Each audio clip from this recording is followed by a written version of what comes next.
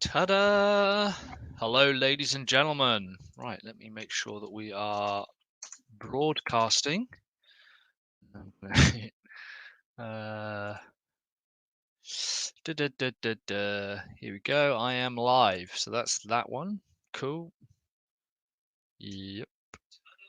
And let's also head over to YouTube and make sure. Hey guys, how we doing? Hello, hello, hello. And I should be in live in my YouTube channel as well. So I am using StreamYard. So if you are watching on Facebook or if you are watching on YouTube, doesn't matter. I can see, I can see what you guys are doing. If you are watching on Facebook, you need to make sure and let what are we called? You need to let StreamYard like see you. Hey Tim, how's it going? Hey Miguel. Hey Sarah. Hey Stuart. Hello Amy. Awesome. So let me quickly share my screen. Let's choose this one. And what you need to do is come down here to this little area here. And that basically allows you to, I can see your name then.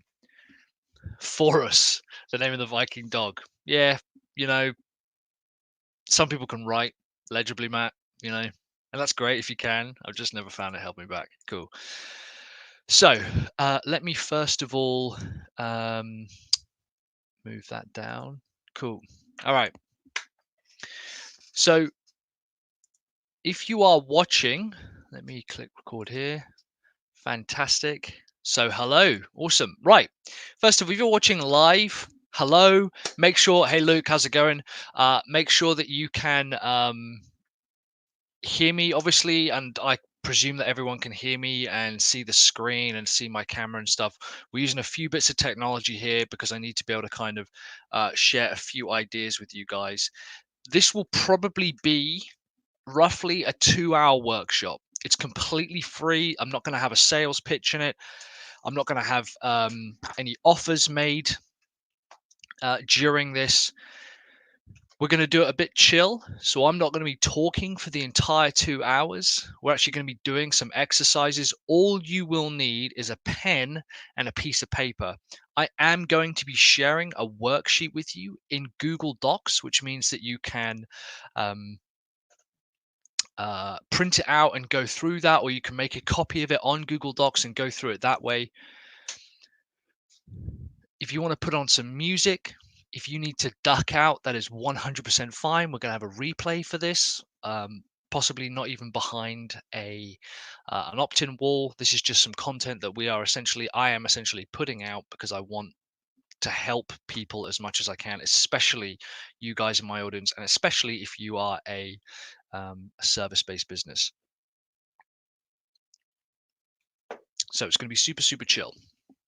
Like I said, the only thing you'll really need is like a little book or something to write on, because we are going to be doing this, in live in person, and I'm going to even bring a few people on if StreamYard will let me do that to talk through their ideas.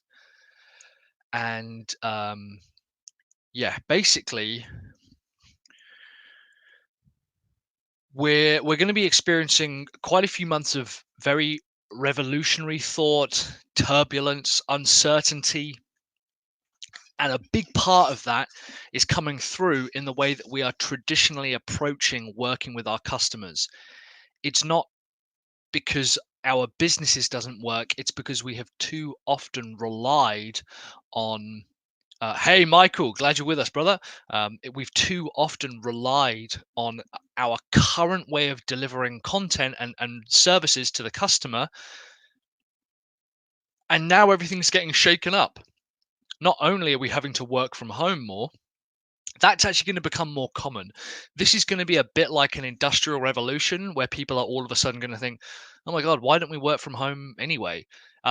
Some of my colleagues, some of you watching here have probably been working from home for the past 15, 20 years. This is the funny thing. It's not a new way of delivering it. What's also interesting is that the way that we can help our audience and the way that we can work with customers needs to change anyway, I believe.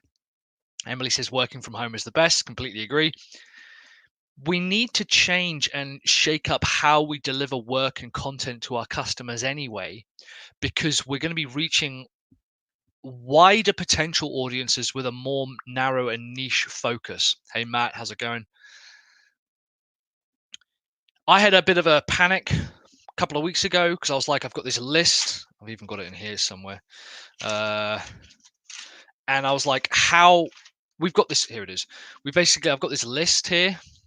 And these are all the things that I want to get done in the next kind of 2 or 3 weeks, stretching forward to the next kind of 2 years. I was like, where am I going to go with this? There's a huge shakeup here.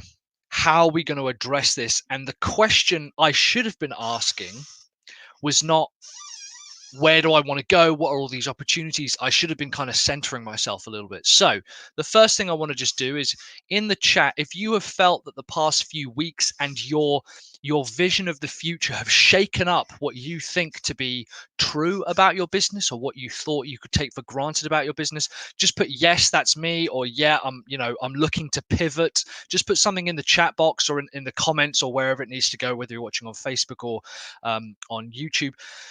If at some point in the last couple of weeks or month you thought, I need to kind of change how I'm working with my business, I need to edit and approach it from a different angle. If you've heard that term pivoting a lot and you're thinking, I actually don't even know how to do it, maybe you can sense a bit of an opportunity out there and you're like, I really need to go after something, but you're not entirely sure what to go after. Just let me know in the comments below. So, hey, Chris, how's it going, brother? I can see your name because you've previously accepted. So there we go. Hey, Corey, how's it going? Yes. Yeah, says Matt. Awesome. Yeah. Amy says somewhat. Yes. Sarah says, yeah, I totally need to. Oh, hey, Sarah, how's it going? Want to pivot? Awesome. Okay, cool. So let me switch over to this screen here. This is what tends to happen, right? If this is our landscape here, and this is our business or us right in the center, and we have a viewpoint out into the world. And the model of our business, sometimes it might be freelance, and that's when we tend to kind of work by ourselves. That might be a consultant, doesn't really matter. Stuart says absolutely awesome. This has accelerated the need to pivot. That's a perfect way of putting it, Emily. Thank you so much. I don't need to pivot, but we've definitely been adjusting our plans for the year ahead. Yeah, Matt, you're kind of already ahead of this. You've already embraced this, so hopefully a few of the ideas we can work on here will still be pertinent to you. Luke says, yeah, I've been thinking about this with the furloughing going on. I need to change how I generate leads. Awesome. So all of this is great. So this is typically, our model, right? This is our business model. And some of us will be freelance individuals, consultants, coaches. However, it doesn't matter. Doesn't really matter. Some of us will be in the agency model. And this is where we might have a team or a small team, or we use other freelancers and we don't necessarily do the work ourselves. Fine. Most people believe that they need to transition from one of these or into this kind of third one, which is kind of like what we call a scalable model. Okay. So that's selling products, courses, software, media, anything that's not, hey, Kate, how's it going? Not anything that's not necessarily delivering services in a traditional model. People believe that pivoting is changing the model. That's one way that people believe that pivoting works. And another way, if I can move this down, is we've got us at the center here. So this is us here, and we have a look out into the world, and we see either the market. So that's, basically the list of consumers who are out there, the list of potential customers and people that are out there. And we're like, well, maybe we need to change who we're aiming towards. And then in the middle, we've got our offer, which essentially is changing what we bring to the market. And some people think, well, maybe I need to change what I'm offering to the world. Maybe we need to, like I said, this is kind of this model up here, like changing how we deliver services or what it is that we actually deliver. And another thing that people often look at is they try to change the brand. So, during a time of market uncertainty or shakeup, and you'll see this a lot now. This is going to be happening a lot now. A lot of businesses are going to start changing their kind of how they're perceived in the market and the promises that they're making, and they'll change their attitudes.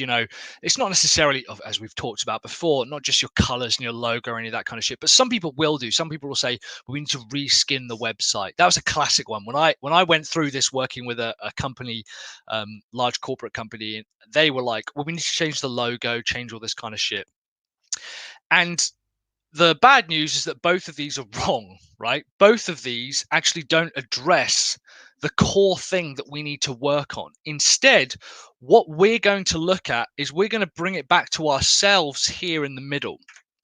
That's what we need to work on before we can pivot anything to do with our business. It's very, very easy to start looking across the different segments or across the different types of model or anything, but realistically, if you are struggling with the concept of the way that you deliver products and services, the reskin, Chris, tell me about it, right? It's like that dreaded word.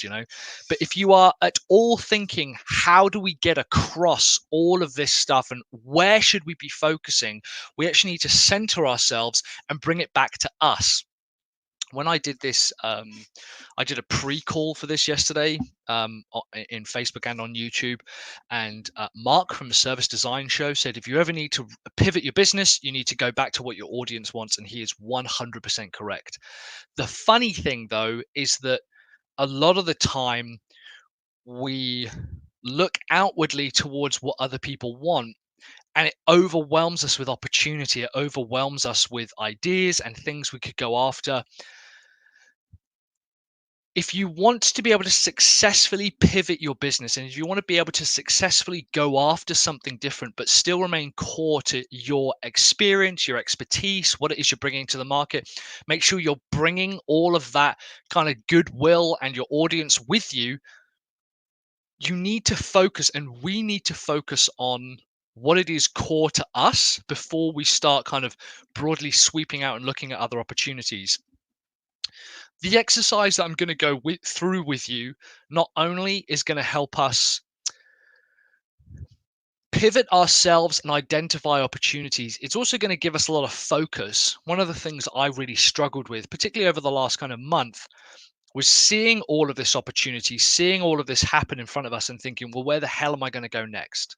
What am I going to chase? Because when you chase 10 chickens, you don't catch any, right? So what we need to do is bring it back to our business, bring it back to us, and find out where we're standing from, the point that we're standing from. So here's what we're going to do. This is going to be our first kind of workshop piece. First of all, I am going to share with you. Let me zoom in on this. Let me share my screen. So that's my screen. Awesome. Here's what I want us to do first of all. This is our first little exercise, and I'm going to give us a few minutes to do it. We're going to share some ideas. We're also going to have people come on if they want to. I'm going to share a link. We need to understand who you are, and we're going to write out 7 core principles or values or rules or pieces of advice across everything that you do. First of all, obviously, if you work predominantly with a specific niche, this advice or these principles or values will go towards that particular niche. However, I would like to challenge you to think a little bit more broadly about essentially your life and life in general and existence, and what it means to be human, and what it means to contribute to society, and what it means to be healthy in society, and understand, well, what is it that you are about? What is it that your values are? In everything that you do, what is it that you feel you must do or that you strive to achieve? For example, let me remove that. We'll come back to that in a second. One of the big problems I have with kind of corporate businesses is that they have their values, but they're very broad, right? They're things like, oh, we value honesty and integrity. I'm like, Well, you can't possibly say that because your messaging and what you do doesn't match up, right? You might say that you value honesty and integrity, and yet so often we find board level members and middle managers kind of doing the exact opposite and doing anything they can to get away with it. I'd rather have a value that says we want to make our shareholders as much money as possible. That's actually more important, to be honest. Obviously, none of them will admit that, partly the reason why they're probably in the situation they're in today for a lot of them. But for ourselves, that concept of the corporate value, the brand value, has kind of become a bit washed out. And it is a real shame because realistically, anything that we offer out to the world, to the market, needs to be centered around things that we're comfortable and confident doing day in, day out. So I'm actually going to we're going to draw this out. So you can go ahead and get started on this. Here's where I would start is if you had to give 7 rules or pieces of advice to a younger version of yourself or to a young person or someone just starting out to have a happy or successful life, whatever you define as that, what would those rules be? And some of the prompts you could use are everything I do is, dot, dot, dot, or everything I ever will produce must be XYZ. We're going to give a few examples. So let's say we got our boy in the center here. I had a really interesting story about a personal trainer in the fitness space recently. And there's actually a call later today by a colleague of mine called Tom. It's not him that we're referring to, but we saw these kind of values go up and we were talking about them. And he was like, well, the first thing is that he talks about his first kind of core value is slow, deliberate progression.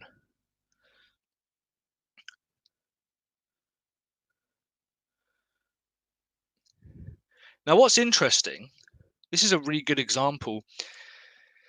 Slow, deliberate progression is not only a value to him, he believes that happiness and success is achieved through slow, deliberate progression, consistently moving forward. The turtle and the hare, he always uses that analogy, although apparently he told me that the full story actually ends slightly differently. But anyway, as do most kind of childhood fables and nursery rhymes.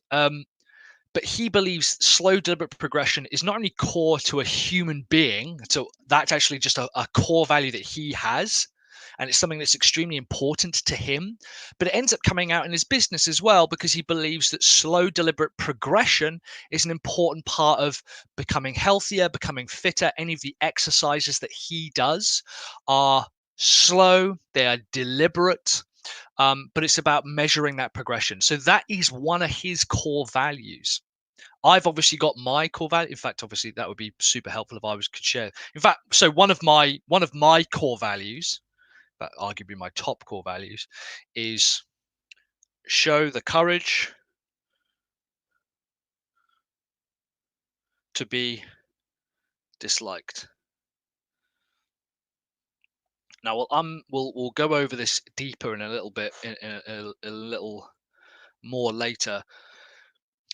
I fundamentally believe that as a human being, as a person, as a member of society, as an adult, having the courage to be disliked or showing the courage to be disliked is extremely important. Arguably, it might be my most important value.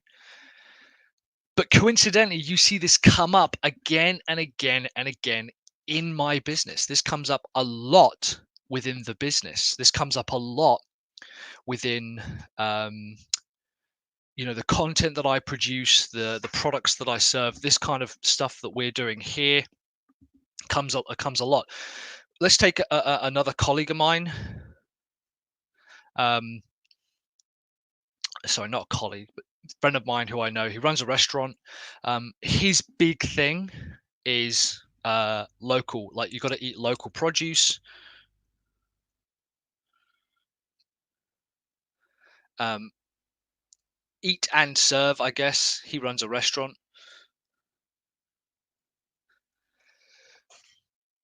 it's extremely important to him as a person that we eat and support and serve local local produce. I've got a comment here. Unfortunately, I can't see who it is.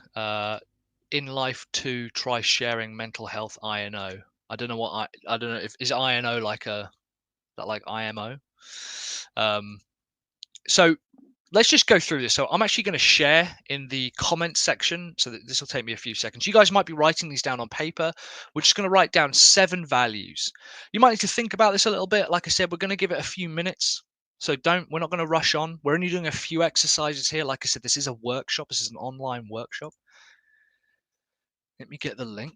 So first of all, let's post this here. So this is a Google Doc that you guys can get access to.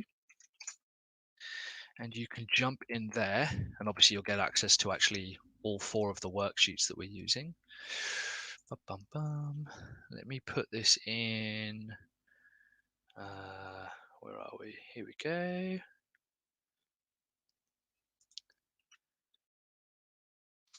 There we go. So that's in Facebook as well. If you guys jump into the actual Facebook, if you're watching in Facebook, you should be able to see that. So I can see that people are jumping in, which is great.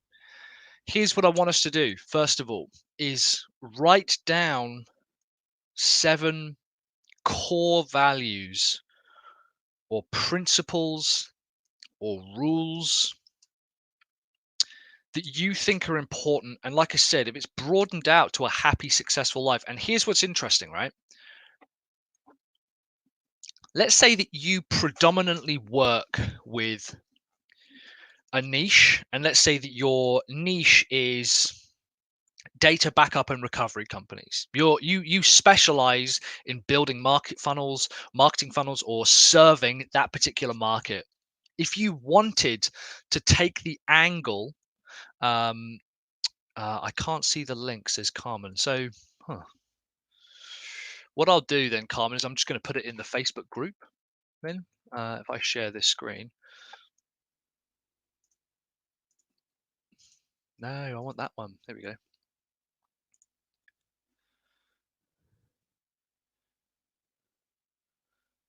So I've got a link here. That's it inside, but I don't know. But so in the meantime, put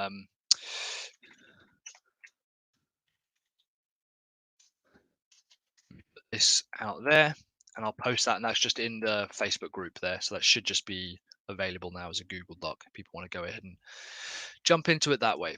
Thanks for letting me know. Yeah, if you are focused on a particular market, if you're focused on a particular audience, then by all means tweak the rules to say, what 7 rules or pieces of advice would you give to someone just starting out within the data backup and security industry? Or if you work specifically with I don't know, email marketing, like what would you give to what advice would you give to people who are just starting out? But like I said, I actually want to challenge you to think a little bit more broadly about your core rules for living a happy, healthy, successful life as a person, whatever they might be. And we're actually going to try and get a few of these out. Some of you will immediately think, well, I think mine's wrong. Like, I think mine is incorrect. I don't care about that, because everyone is going to go through this at their own pace. Everyone's going to be looking at this and understanding it in their own way, and you're going to have a chance to justify that. Few points of note. Like I said, we're just going to continue working through this. I might even shut up for a few minutes in a second. First of all, your values will not, and probably shouldn't, match everybody else's. I can assure you that my 7 values that I've got will not line up with every single person's. There might be values you agree with. I might look at yours and there are values you agree with. You might look at mine and think they're not values that I agree with. I disagree with that. It's also about the order that they're set in. Don't worry too much about on the system here. I've put numbers 1 to 7. Don't worry about that. That's just sequential. It could even just be bullet points. They don't necessarily have to be ordered, although that does help kind of with other exercises in the future. So I want us to think about what those core values are to us as people. And here's what we're going to do next. So I am going to ask if people want to come on, they can join me in StreamYard. Or what I'm going to do is I'm going to post this link. So full disclosure, if you come on and we have a conversation, I'm then going to boot you out because of the way the streaming works. So if you come on, I'm going to need a camera and a microphone, and I just want you to share whatever it is that I've asked you to share. I'm going to put this both inside. I'm going to comment it on the document so we can see here in StreamYard. So if you go ahead and click on that link, that will allow you to come in. And I'm also going to put it inside YouTube here.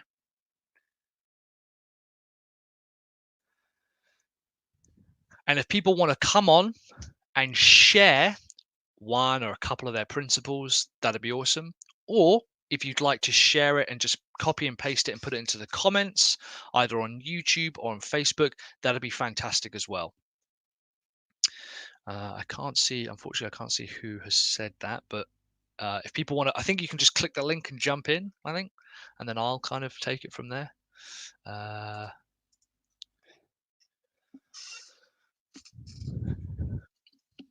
So I'm going to give people a few minutes. I'm just going to shut up for a second. If people want to click that link and jump in, then by all means.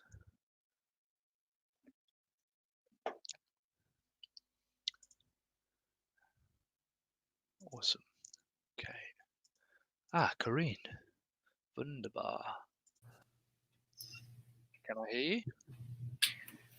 So I'm going to give people a few minutes. I'm just going to shut up for a second. That's me. Click that link and jump in, then by all means. No. There we go. Corinne, are you there? I'm here. Can you hear me? I've got kind of laggy. No, not at all. It's because I'm running it through a couple of pieces of software, so you sound absolutely fantastic. So, could you share with us one or two of your principles? One of the things is that everything that comes along is part of a journey. So I can go from what my schooling was, which has nothing to do with what I'm doing. I'm here. Can you hear me? I've got kind of laggy. No, not at all. It's because I'm running it through a couple of pieces of software. I'm really laggy. Fantastic. So, could you share with us? Have you got your speakers on? I do. Hold on a second. Maybe I've got too many things going here. One of the things is that everything that comes along is part of a journey. So I can.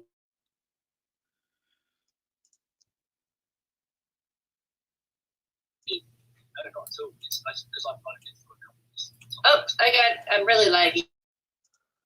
Okay, Karina, I'll let you fix that. You are currently on mute. I have muted you, but I think you can unmute. Are we better now? Well, let's find out. Yeah. I'm sorry, I was getting like three versions of myself. Like I said, this is open. This is a workshop. You know, I'm kind of super chilled out. There's too much else going on. So you're actually saying how it sounds much better. This is all part of a journey. Yeah, that's a core value. Okay, so it's core value because you build on everything that you experience.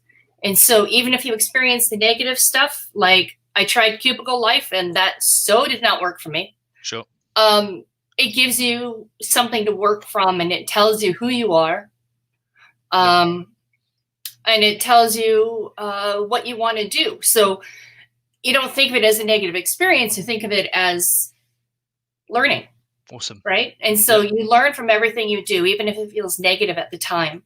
Yeah. One of the reasons I lost the cubicle job is because I was open about some of the things going on with me.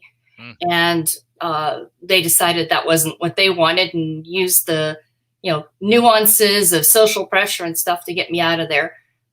Technically illegally, but at some point I just said, I don't care anymore. Sure. And the other thing is that I have found that, lots of people share these quotes, like these momentary quotes.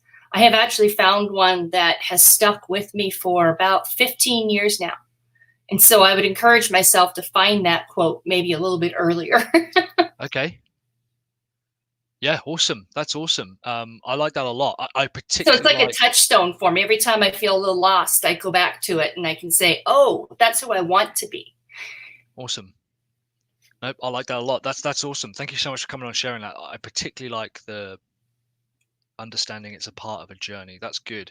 We're actually going to come back to this in a minute, so I'm gonna boot you out now, unceremoniously. Okay. But thank you so much for coming on and sharing that, Karina. I massively appreciate that. You're welcome. I'll just jump out and call me if you Cool. want Yeah, back you in. can do that. Yeah, great, awesome. Okay. So, here we go. We've got a few here.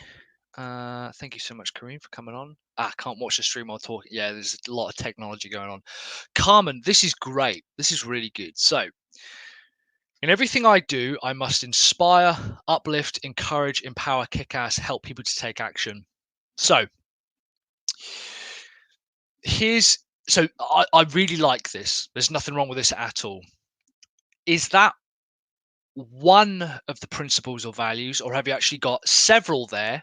Because helping people to take action is such a good core value. If that's something you genuinely believe is not only important to you, but important to other people, I would agree. I think that's a very, if anything, a very noble goal. Is, one of your values is you must help other people take action. I think that's absolutely fantastic. In fact, that's going down on the board. So what I would like, Carmen, if you can't come on, that's absolutely fine.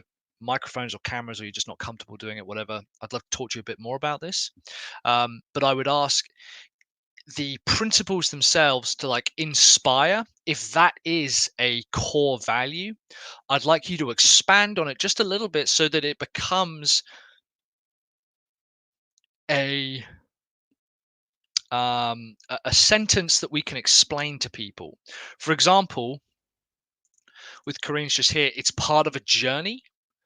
Admittedly, it could be just, it's journey could have been the word. If yours is, for example, to inspire, that's one of your core values. Everything you do is to inspire or helps inspire people or is inspiring. Awesome. Let's expand that out. I can come on. Yeah, Carmen, if you want to click, if you go into the group where I've put the link, guys, I know this is a bit of a nightmare. I have put the link here in the main, under that pivot focus worksheet. Underneath, I've got a link to StreamYard. If people click on that, or if you go into YouTube, I think I've got it in the comments there. I'd just love to talk you through, or have you talk through that. But this will probably be something that's quite common across everyone. Is I want to ask, can you expand on those single words if they are multiple? If one value is to inspire, the next value is to uplift, the next is to encourage, kick ass, for example. I'd like us to just expand on that to become a bit of a rule, which is, the rule shouldn't be just 11 p.m. The rule is you need to be home before 11 p.m. So if we are to inspire, I'd like us to expand on that a little bit and say, find the time to inspire people. Inspire people once a day. Constantly look to inspire people to take action. I want us to expand on this a little bit. So yeah, if this is one particular one, inspire, uplift, encourage, empower, kick ass, and help people to take action. If that is one value, awesome. That's really good. If not, then we can always expand on that a little bit more. Sarah Madison, everything I do must be creative, playful, and fun in some way. I completely agree. In fact, Sarah, I'm going to come back to you because Carmen has just come on. So here we go. What do? I close the other window? Yes, you might need to close down the stream and come back to it later, or mute it. I close the other one. And now, okay, can I hear you? Can I see you? I think we can hear and see. Can you hear me? I can hear you perfectly. Okay. Hello, thanks for having me. No, you're very welcome. Thank you for coming on. No, don't be nervous. You've got a beautiful backdrop. I absolutely love the exposed wooden beams. That's stunning. Thanks. That's Tuscany for you. Yeah, beautiful. So In everything you do, you must inspire, uplift, encourage, empower, kick ass, and help people to take action. Is that one value, or are those multiple values? That's my first. I don't know. I don't know. I could maybe take each one and go deeper on each one, or altogether everything I do has to do that.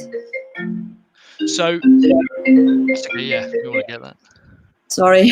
No, that's fine. It's okay. We're good. We're good. So, this is a really interesting problem, not problem, but certainly something that comes up a lot, and it's one of the reasons, and I'm picking on you a little bit because you've come on. So one of the things that I think is important during this exercise is to write it out, physically write it out, and then write it again, and then write it again, and write it again. And eventually we begin to, kind of like a bit like clay, we begin to form something. At the moment, I absolutely love that this is important to you, and you believe it's important to people. That's so good. I really like this. But I think we could find something that's a bit more specific, and potentially each one of these words could in fact be one of the values. Because inspire, as I kind of gave an example earlier, to inspire someone could be in so many different angles. What is it, and let's take that for example, what is it about the word inspire that is important to you in terms of taking action or helping people take action? Okay. That's how it starts. If I'm inspired, if anyone is inspired, then they will take action, or want to take action at least, and then maybe they need some more help to get to the final taking action. That's awesome. We've already come across two really important points there, that the word inspire, you believe, is linked to starting and actually getting going and having people think, I could do this. Because as you'll know, and I'm aware of kind of your work and what you do, there's a big difference between helping people take action who are continuing to go and actually getting them to go in the first place. And not one is not easier than the other, but it might be that, one of your core principles would be actually giving people the inspiration to start or have clarity or confidence. And there's a lot here and we are going to unpack these. We are going to unpack these in future, but I just want you to see that the words that we choose and that come to us immediately usually do give us some kind of signal as to what angle we want to take with take action. The motivation. Love this, Mike. This is amazing. Okay? Is this good? Good. I'm glad. Amazing. Thank you. So, thank you so much for coming on and sharing, because I know it can be very exposing, but this is really good. And I think and we are going to unpack these a little bit more, and you're going to see that. But this is a really good place to start, and I absolutely love it. I particularly love empower and kick ass. I think that's bang on. Thank you. Oh, you're very welcome. Cool. So I'm actually going to boot you. So I get out of here and I go back into the other. You just go back to the stream either on Facebook or YouTube. Yeah. Okay. Thank you so much. See you later. Awesome. Carmen, thank you so much for coming on. Cool. Okay, guys, we're going to do a couple more of these. Sarah. So Sarah Madison. So Sarah's a colleague of mine in Exeter. Wonderful to have you with us, Sarah. Everything I do must be creative, playful, and fun. So a few things here. First of all, I love that already we are beginning to see some really, really different values, some really different principles and pieces to who we are and how we run our businesses. I think that's one, fascinating. I also think it's incredibly important, and hopefully we can begin to see that usually the thing that makes us massively different within our own business is ourselves, is our approach. I've actually got written here, people tend to join for content, which is like your topic. So it doesn't matter what you're giving. If you're giving financial advice, fine. People tend to join for the content or the topic, but they stay for the community. They stay for you and your personality. They stay for your take. I am not teaching it now anything different than 101 other people or even 1,000,000 other people have taught.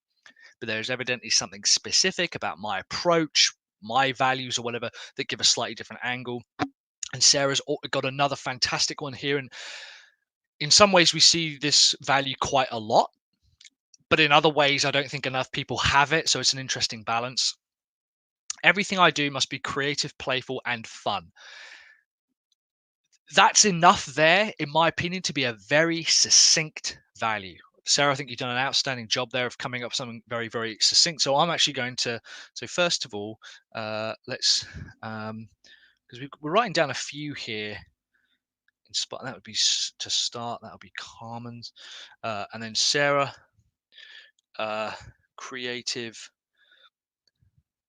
what is it? Creative, playful, and fun. Now, the word playful is actually, I think, is the most powerful word there, because if let's say that let's go back to health, right? In fact, I'm going to bring up my little man here. Let's say that we're around health, and you believe that one of your core values is that you must be creative and fun. What I do in the morning for the gym, other people might say is fun. I don't think anyone would ever call it playful. However, I do work with personal trainers who do have a playful approach. We do stuff like roly-polies and handstands and skipping and stuff. So there's a lot there about the word playful, especially the combination of creative, playful, and fun, that I think adds a massive, massive layer of depth and specificity to what it is in your particular value. So I absolutely love that. I think it's a very important value. I agree with it. It's interesting. This is an interesting point. It's not one of mine, but I know you, and I think clearly that is something that should be one of your values. That suits you and what I've seen you do very, very well. So Emily's got one here as well. Here we go. This is good. All right. So Emily, serve others without sacrificing your time life. Yep. I like that a lot. Have the courage to show and commit to rebel ideas. All about rebel ideas. Yep. Consider money as an energy, both earning and giving. Now that's a really important value and hyper specific to you and your experiences in your life and what you're putting out. So that's an awesome one. And inspire people to consider that slow is an abundant mindset. This is all good. So guys, we could all learn something here from Emily, first of all, about her core values, just taking a leaf out of this book, but also the actual work itself of creating these values here. We've got 4 really, really well defined and specific values. Now, this is partly because Emily and I have been working together for a little while, and she's constantly working hard at her business. Is always an inspiration to see how she is pivoting and working. So if you guys don't know Emily, by the way, you need to go ahead and check out the Slowpreneur group. Maybe I'll put a link to it at some point. To inspire people to consider that slow is an abundant mindset, I think is absolutely outstanding. I think that's a really, really good value. I love those as a value. I really like that. So yeah, this is good. This is really good. I think we're going to move on to the next exercise. But Emily, Corrine, Carmen, Sarah, thank you so much for sharing them. Guys, thank you so much for sharing all of these. What if you have a value to aspire to, but you aren't 100% there yet? So this is a really good question. Unfortunately, I can't see who's asked it because I don't have the. If you click, I think is it streamyard.com/Facebook. I can actually see your names, but in the meantime, it's fine. I can go ahead and do this. So, what if you have a value that you aspire to, but you aren't 100% there yet? So, an example would be super useful. If you could put in an example in the chat, that would be hyper useful. But I think I understand where you're getting to with this. Oh, hi, Kate. How's it going? Awesome. Sorry, Kate. So if you have an example, that'd be really useful to put in the comments so that I could see. But arguably, all of these are aspirational. It's unlikely that you constantly are or embrace or become or exhibit one of these values 100% of the time, all the time. It's unlikely. If it's a progression piece, I would ask you to dig a little bit deeper, and we'll actually do this. So write it down anyway. That would be the first thing, is write it down anyway. And then when we do this second part where we delve into what it is and why it is and go into a little bit deeper, is that the value, or is there something further down which motivates you towards that value? Working on the idea that abundance helps me, my clients, and the world. Right. So, okay, Kate. So this would be the value, and that you perhaps in the mindset don't feel that you're 100% there. This is a great example. Thank you so much for sending that in, by the way.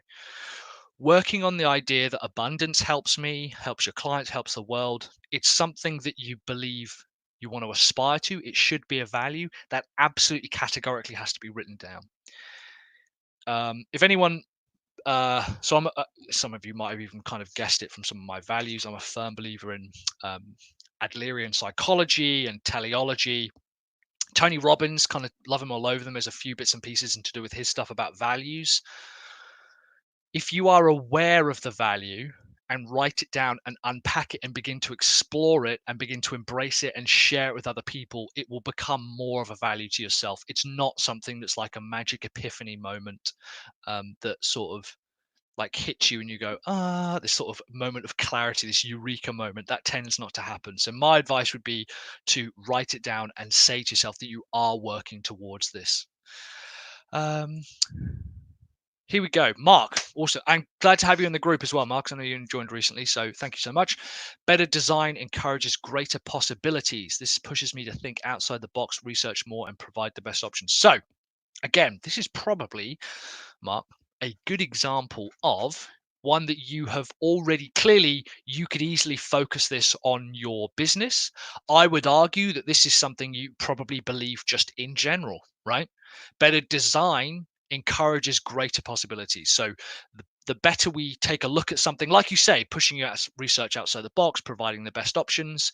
This is a fantastic example of a very clear mindset or approach that you could use and go towards and start thinking, obviously already clearly towards your customers, but it probably is a broader outlook that you've got on your life in general anyway. So thank you so much for sharing that. That's fantastic. I like that a lot, and I like that you've got a reason behind it. So let's move on to the next exercise. Christ, we're already 47 minutes in. It's fine. We've got plenty of time. So the next exercise, which you guys might have already started looking at, is I want to ask, why is this your value? When we begin to delve deep into that particular value, it's often something that we might take for granted, but challenging those values is something we so rarely do.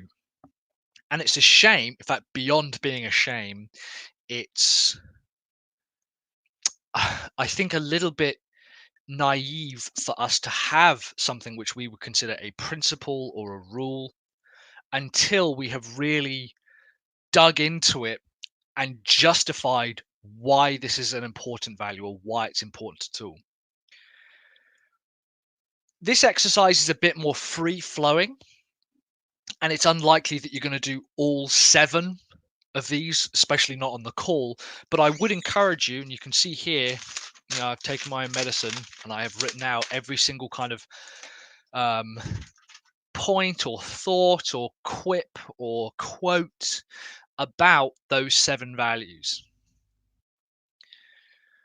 Why does that matter? So if we go up, and again, I'm going to be picking on you, Kareen, yours earlier. It's a part of the journey. Why does that matter? Why is it important to remember that?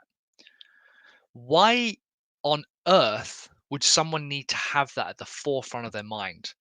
Now, you might know that immediately, but I would challenge all of us, and this is the hardest part here, right? This will be something that you'll need to take away and kind of delve deeper into.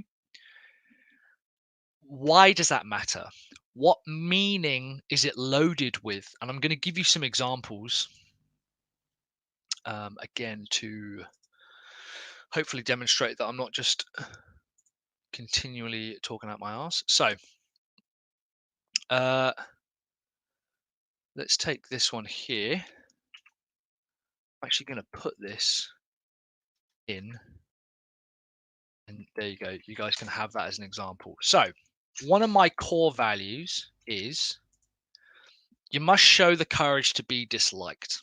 I think arguably that's one of the most important things that human beings could do. It's critically important when running a business. Delving a little bit deeper, I simply wrote out a bunch of ideas on why that is important, challenging myself, trying to justify it, and just a few thoughts around it. You know, why does it matter? Why is it important? Why is it a rule for me? Why should it be a rule for other people? What meaning is it loaded with? For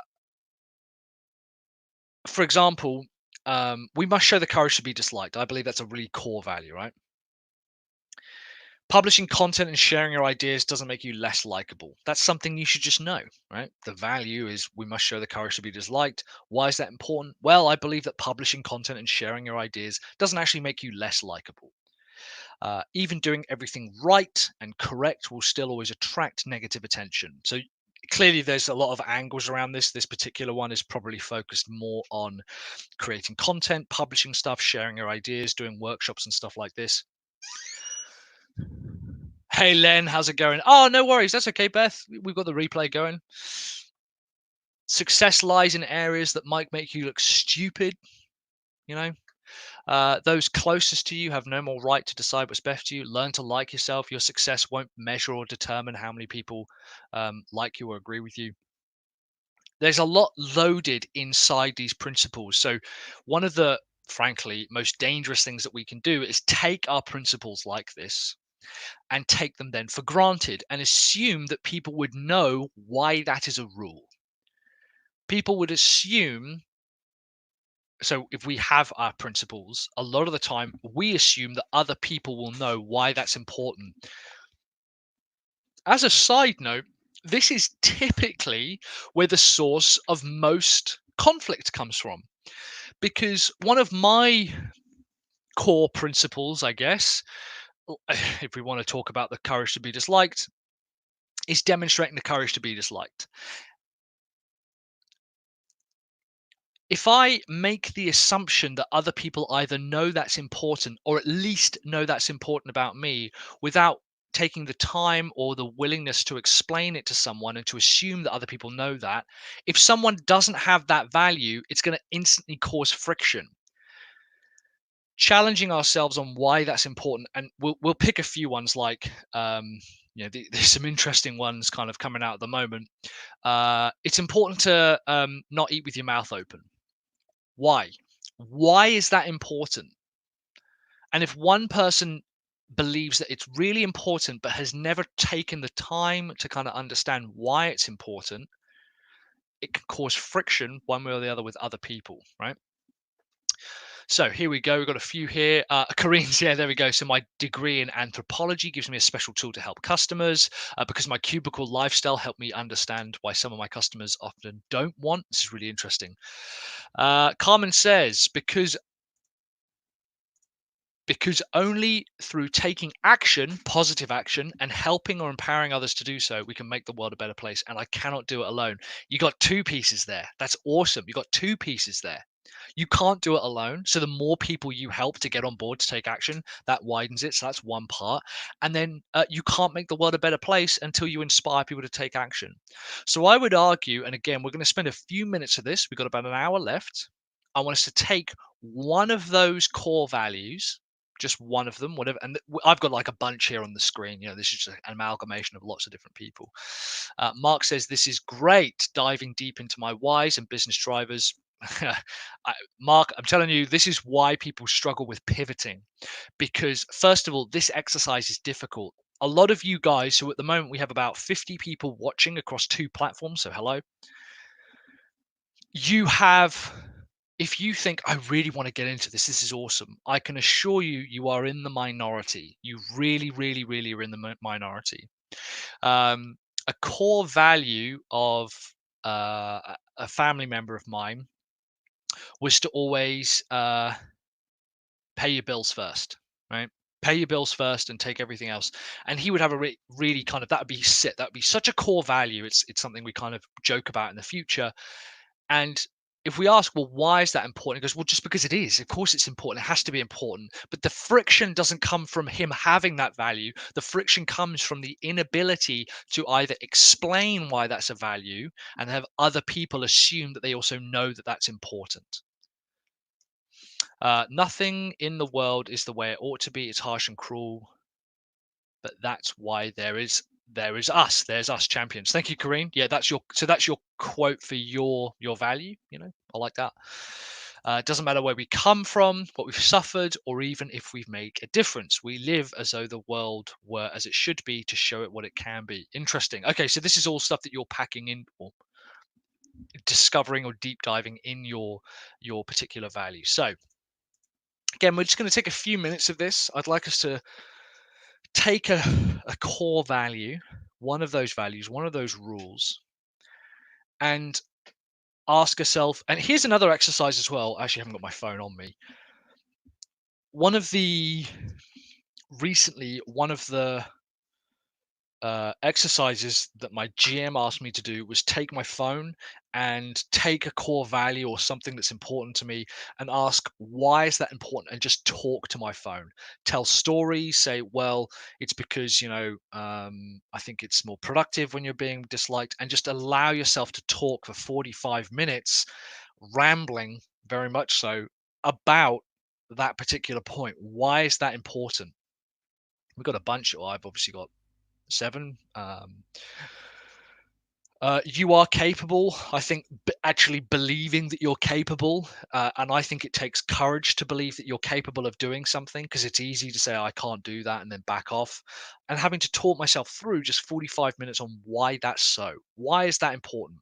Why is that true? Why should it be something that people understand? Why is this critical? Why is this a core value?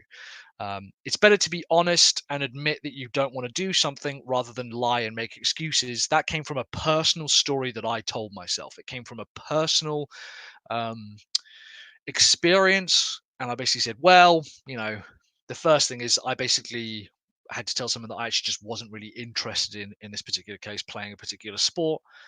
And I was like, it's more important that I just admit that I don't want to play the sport rather than trying to make up excuses as to why I shouldn't play it. So we've got a few here. Cool. So Sarah says, for the playful part, awesome, because life and developing is serious and difficult enough. It's a great way to learn. I like that a lot. That's a fantastic reason, and deeper reasoning to why playful and making sure that the playful aspect is in your core values is really, really good. Is really important. I like that a lot. So that's awesome. That's really good. Emily says, inspiring people to consider that slow is an abundant mindset. So that's the core value. In our hectic life, we always have less by doing more. Very true. So we must flip our mindset to have more time, more energy, more money, and a happier, healthier life. Guys, you guys are really connecting with this way better than I did when I first did this. I really struggled with this. So this is really good. This is fantastic. We're going to take a few more minutes. I'm going to shut up just for a couple of minutes to allow us to just write down some ideas. And it is literally a case of scribbling. There's my original one. Yeah. Scribbling. Just getting it down and thinking, all right, if I wasn't to take that for granted, why is, for all we know, one of your core values, and remember, it's not actually about whether someone else agrees with you or not. There's always going to be people that disagree with you. One of your core values might be you should exercise first thing in the morning. You believe that the rest of the day and the rest of your life would be much better if you just exercise first thing in the morning. Why? Tell us some reasons why. Stand on your soapbox, talk a little bit about who you are, why that's important, and just start writing down those ideas, writing down those quotes, writing down those ideas, reasons, doing a bit of a deep dive into why that's so important. I'm going to share that screen there. I really want that to all be the same. Please, Google. There we go. So if people want to, like I said, this is a workshop. It's less of a webinar. Usually I'll be focused on keeping everyone engaged, but this is a bit more of a workshop, a bit more open. Got another hour to go yet. Like I said, I know this is hard work. We're going to spend a few more minutes working on this. And if you guys can get through a few more, awesome. I would try to encourage you to come up with at least 7. So we'll go for the magic number 7 again. 7 reasons why that core value is important. 7 ideas, reasons, thoughts, beliefs, experiences, insights as to why that is an important core value.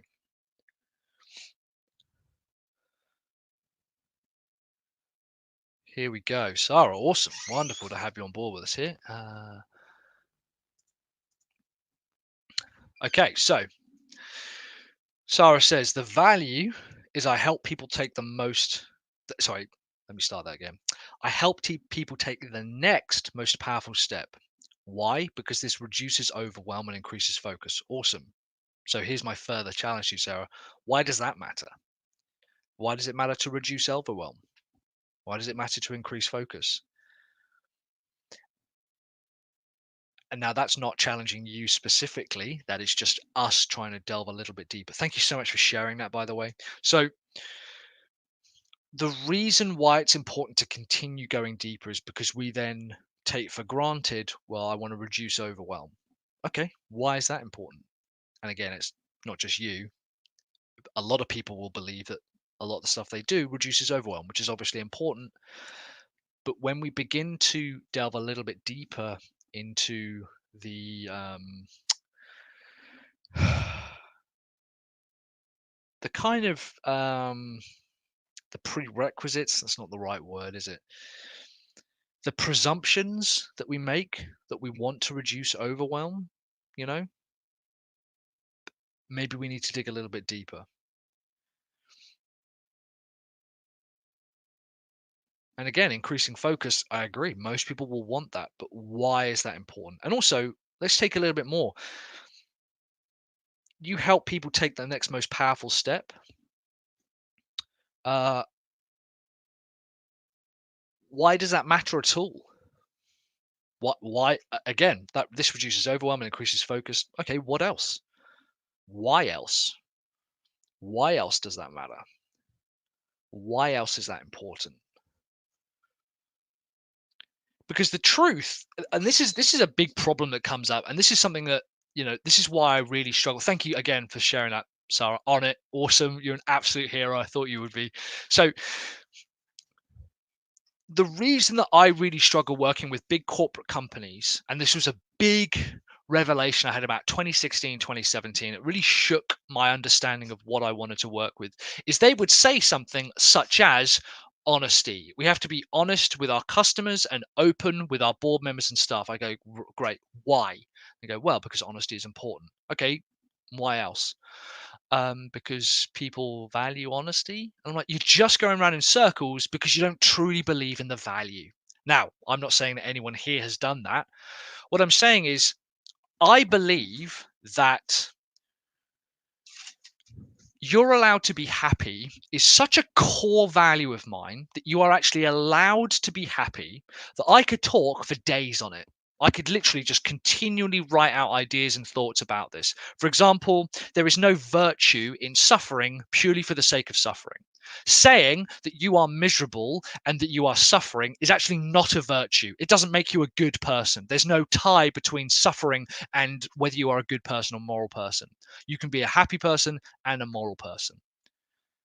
I also have my theory about what I think happiness is. I think happiness is actually the freedom from being worried, from the worry of what other people think about you, for example. And I could go on and on and on and on and on.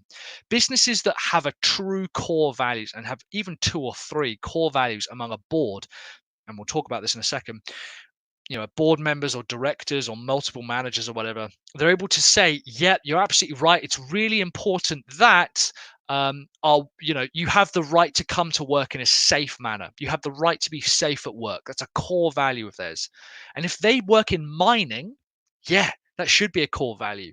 Why? Well, because it's fewer accidents and people want to be able to come to work. The person who worries about paying their mortgage and paying their rent and paying their bills shouldn't have to worry about whether they're going to, die or be injured at work. And they can go on and on and on and on and on and write consistently a lot because it's loaded with meaning. All of our core values need to be loaded, dripping with meaning. They need to be overflowing with meaning, and we need to get that written down. It's almost better to have 2 or 3 core values that you could write on and on and on and on about, rather than multiple values that are very shallow. So we're looking for depth here. Okay. Hey, this is good. This is really good, Carmen, because I don't want to die with my song still inside me, nor does anyone else. That's great. I like that a lot. That's awesome.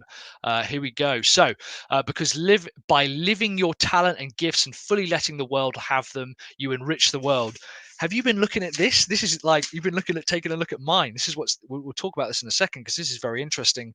And I agree. I think you should share everything you can with people, and this is what's important, right? And this is why people come together. This is why relationships work, because more of their values match. Len, core value, learning so that I can teach others. Awesome. So continually learning is a core value of yours, to the point where you would give up other stuff in pursuit of learning. Awesome.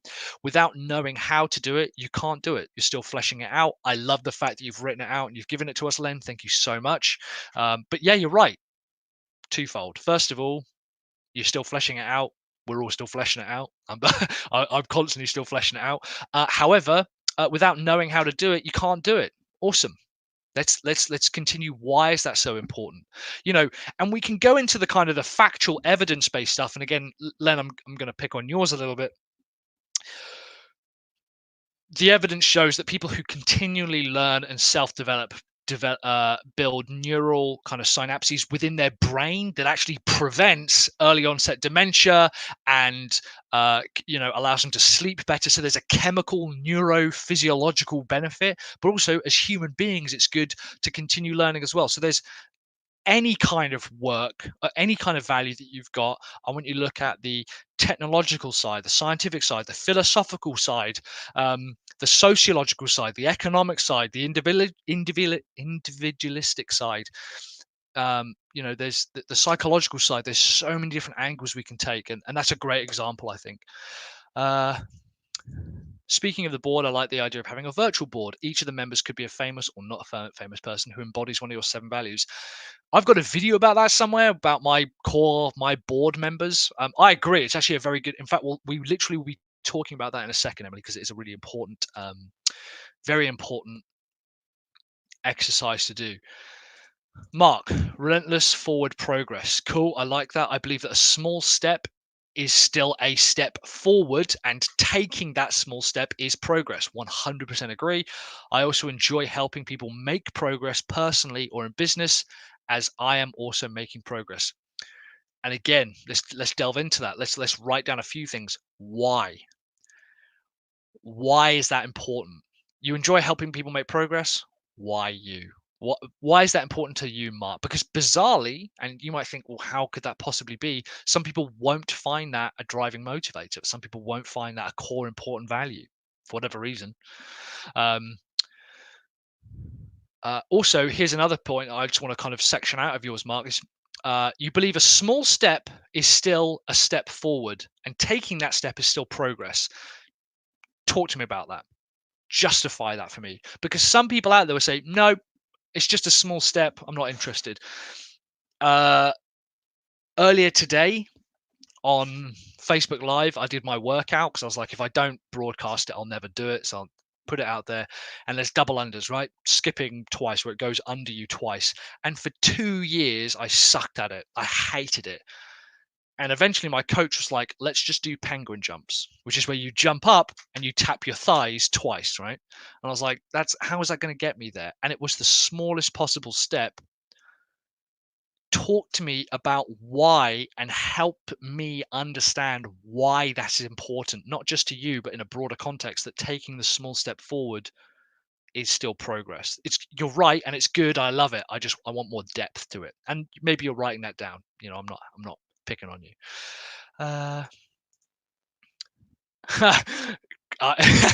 Chris, you didn't need to tell me this. I love continual learning, expanding my brain and understanding of the world. Yep, that's like a thing that people don't know, Chris. Cool. Right. So here's what I'm going to share with you guys quickly. So I'm going to give you guys a few more minutes to continue working on that. I'm going to take a sip of drink here. We're just going to take a couple of minutes.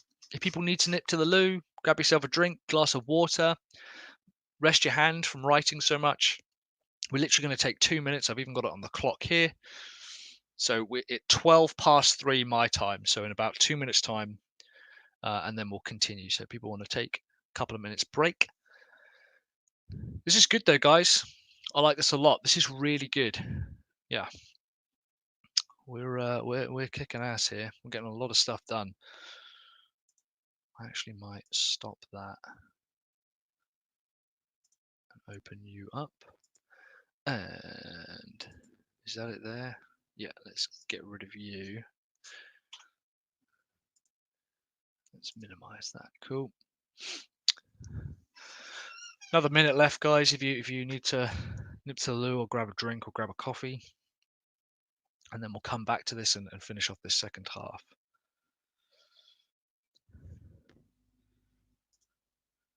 Oh, I can't see. Oh, I can't. I'll look at that later. Thank you, Kate.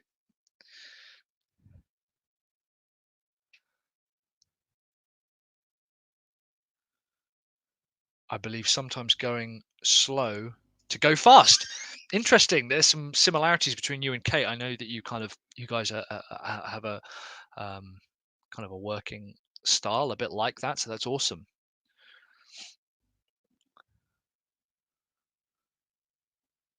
Why can't I? Come on. No, I can't view that. I'll come back to it later. StreamYard doesn't let me click on links though, which is kind of weird. Right. Cool. A couple more seconds and we'll jump into some other stuff here.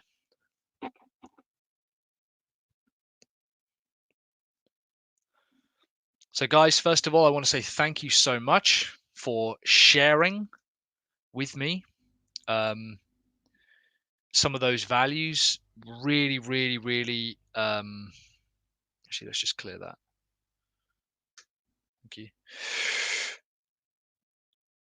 Here we go. So let's put teaching people gives them a lift out of their current circumstances into a new one. Business, personal, emotional. Awesome. That's, again, you clearly there's that reasoning to you, Len, is there. So let's keep digging into it. But it's great. I agree with that. I like it. It's clear. It's specific. So why are those your values? I'd like if you could see to try and get 7 reasons or ideas or thoughts or beliefs or meanings or kind of whys, I suppose, to that. So in any relationship, there is basically 3 kind of areas. We have outcomes, values, and timings. That basically makes up the majority of human kind of relationships and human dynamics, specifically partnerships. Friendship is probably obviously more focused on the value side and less on the timings. However, it is also important to note that the timing of a friendship is just as important as a romantic relationship, and the outcome as well. Do people have the same outcomes? When we run any kind of business, and I'm going to bring it to business and I'll bring it back out again, these 3 areas are what you need to understand with any kind of customer. So do we have the same outcome? Is the outcome that you are offering them the same as the outcome they want? Do the timings match up? How often? When? When does it start? When do we get the results? But the reason that most business dealings or partnerships fall down is because the values don't match. My 2 longest term business partnerships with many hundreds of thousands of dollars going backwards and forwards have never had a single piece of paperwork ever. No contracts, no like proposals, nothing like that, because our values so clearly match up. Of course, we still argue. We still argue over some stuff. We still kind of disagree on things. But at its core, the value section is where we have found our strength. We've argued on outcomes, we've argued on timings, but our core values, what it means to us as people, our rules match up. And after a few years of working together, I actually asked both those partners, I said, we did a similar exercise. Could you give me your top 3 rules for having a successful, happy life? And they were so close to mine. It was eerie. And I was like, well, clearly then that's the sign of a working relationship that has got legs to it. What people do is they try to set in stone using a contract or a written document or a proposal, something which takes care of, no, I don't want that, the outcome and the timings, but they never, ever, ever examine the values of the other person. A colleague of mine has given up multiple multi-million pound deals when they found out that the values don't match up. Outcomes fine, timing's fine, but as soon as their values don't line up, and some people are very open, they'll say, yeah, I believe that making profit should come before the safety of our workers, right? And she was like, that's so against my values that I can't even begin to think of ways to get around it. So she quit. She walked away from it. And if you ever find you're having to bring out a contract to say, here's why we deserve this or don't deserve this or whatever, it's because your values haven't matched, not the outcome and the timings. They're easy. I want 100 more leads. Great. And I want them by the end of April. Great. However, I believe that we should use, I think you can, the ends justifies the means, maybe, is a value. And you think, I don't believe that at all. That's where the conflict is going to come from. Here we go. Because if you don't do what you love, you get frustrated and miserable, and you are a pain in the neck and make the world around you miserable too. It's an extremely interesting point, Carmen, because I've kind of focused it on business because I now want to bring it back out again. One of the biggest reasons that people struggle with the concept of pivoting is because they too quickly look at the outcomes and they say, how can I change my outcomes? How can I change the timings? But people very rarely look at their values. And in fact, if you are looking to change the direction of your business or move in a slightly different marketplace, the values is where you are going to find that anchor point to pivoting. So yeah, thank you for sharing that, Carmen. So let's move on now to the opportunity. Where can we actually pivot to?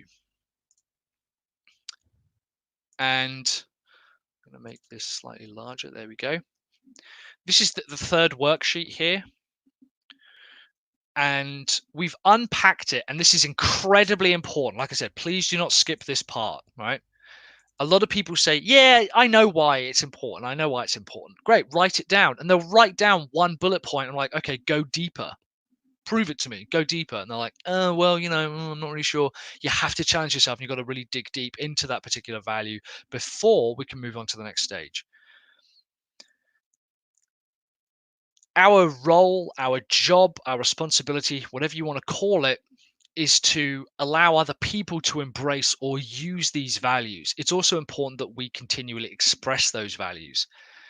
The truth will out, as my mother often tells me, and it's not enough to kind of lie and try to find an opportunity or a market that you think will be profitable that doesn't match your values. And it does a lot of the time that happens.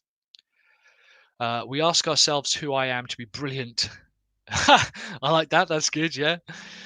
We ask ourselves, who am I to be brilliant, gorgeous, talented, and fabulous? Actually, who are you not to be? So we've got a lot of shared ideas here, Carmen. I like that. Values. The clashes or not in this area are so strong that break or solidify relationships so much. Yeah, absolutely, man. Yeah, loving this workshop. Thank you very much, mate. That means a lot to me. Cool. So first of all, what is the value? Let's just write down what that value is. And again, we've had some absolutely outstanding ones here. We've had some amazing, we've got, I've lost this already. That's fine. We've got, it's a part of the journey. Understand that it's a part of the journey. Everything I do must be creative, playful, and fun. Otherwise, what's the point, I guess? Carmen's was to inspire, uplift, encourage, empower, kick ass, and help people take action. And I know we are working on that, but that's good. We've got inspire people to consider that slow is an abundant mindset, have the courage to show and commit to rebel ideas. Abundance helps me, my clients, and the world. So we've got all of those. So let's write down that value. I'm going to write down one of mine, just an example. You're allowed to be happy. So first of all, why is that value important? We're going to take one or two or one of the most important pieces here from our, unboxing, our deep dive session. And we're going to write down why it's important. Why is that value important? And it might be the first thing you wrote down. It might be one of the things you wrote down last. It might have taken you a while to come across that, but something that summarizes why that is important. Why would that possibly be something that you felt the need to commit to or write down? Because you're allowed to be happy, because ultimately there is no virtue in suffering for the sake of suffering. Here's the hard part. Now we need to address, all right, well, if that's the rule, if that's the principle, what is the problem? Now I'm writing down just one here. You might want to write down 3, 4, 5. You might want to write down a few problems. Here's where we begin to kind of second guess ourselves. And if you're not second guessing yourself, great, go for it. The problems that we write down, even the values that we write, might sound or come across as a little generic, which is to say, one of my core values is you're allowed to be happy. You might think, well, yeah, everyone believes that. Surely everyone believes that. And you might see, I've seen that written so many times. It's on, it's like those wall posters you can get in those shops that are like live, laugh, love kind of thing. Like you've got that written or whatever. It's like you're allowed to be happy sounds almost trite. The problem is that I feel that too many people are trying to chase happiness. I believe that too many people look in the wrong place for happiness, or don't really understand what it is, or that they want to give up happiness in lieu of something which they feel is more virtuous, such as productivity or being efficient or being diligent or whatever, or being responsible. And I think that all of that is mutually exclusive. And all of that comes up and I think, yeah, but that's all stuff that we all believe, or that's all stuff that everyone takes for granted, surely. And the truth is first of all, it's not. If it is something that you're writing down and you think, well, isn't that something that everyone believes? Maybe that's something you should double down on and think, actually, if I'm taking this for granted, I need to delve a little bit deeper into this. But also, there's only so many things that we can fix in the world. To say that it's generic, or to say that a lot of people go after that, or a lot of people believe that, or the problem is that, not enough people are confident. Ultimately, I think a lot of the stuff that I do is teaching confidence. While it might be true that a lot of people try to treat or work on the problem of confidence, that doesn't mean that it's not important to you. Don't second guess yourself when you write down what the problems that you are solving, or the problem that you're addressing is. because chances are, mixed with everything else and the next kind of step that we're going to talk about, it won't be. So one of the main problems I find is that people, like I say, they actually deny themselves happiness because they think that's a virtue. They think it makes them a good person. There's too many people suffering completely needlessly in the world who don't need to. And that, a lot of people will believe that it's more important to be upset or depressed rather than happy, because happiness is either for other people or it means that there's something not right. You're not paying close enough attention. Remember, I've got a very specific example of what happiness is. So yeah, how about you're allowed to be happy at the expense of I need to make money and then afford the time to think about happiness? So yeah, as an example, absolutely, Kareem. Yeah. If that would be your problem or why that's important, I suppose it's interesting because which angle you want to take that as. Let me go back to this. Here we go. A couple more pieces. Why do they need to address this now? You might have why it's important, even what the problem is, but actually, why do they need to address this now? Why is this something they really need to take a look at today? Why do they need to look at this, take advantage of it, or be aware of it today? Let's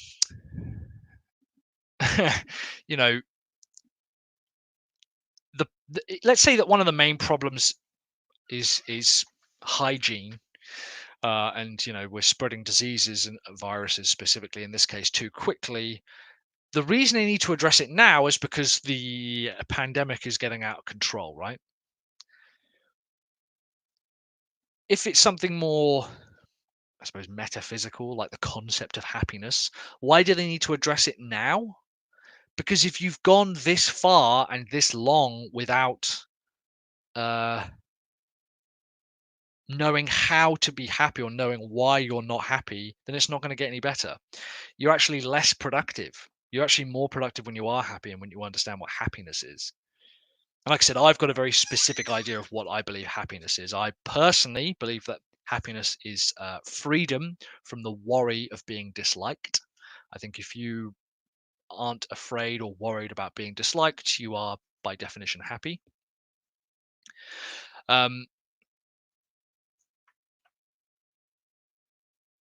Yeah, so we're writing down a few of these. So that's what I want you to go through here is, what is the value? Why is that value important? And you're just going to be using stuff that you've unpacked earlier, that you've talked about earlier, the deep dive earlier. What's the main problem that is actually addressing? Like, why is it important to be happy? Why is it important to know that you're allowed to be happy? Now, the core reason for me is that people tend to self-sabotage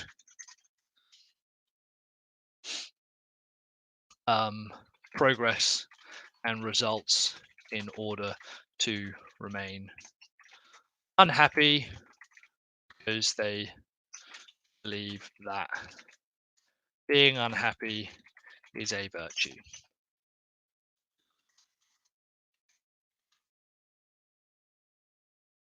Here we go. Carmen, wonderful. Why do they need to address it now? Every day that you don't take some steps to move, so good. Every day that you don't take some steps to move towards your dreams is a lost day, and life is too short to be miserable. So good. I like that a lot.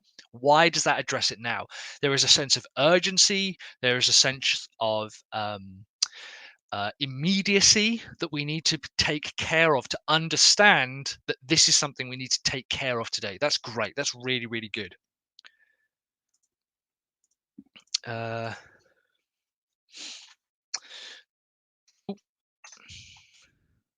do they need to address it now?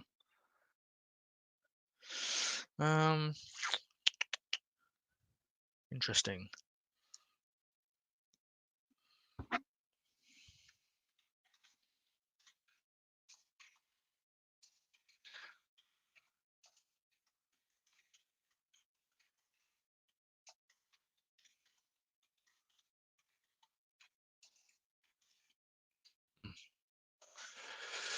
And then the final piece here, and again, this is not necessarily ordered or in a list of orders. This might not necessarily be in a list of priorities, or it might be, you might say, well, actually, there are 5 kind of steps that you need to address this.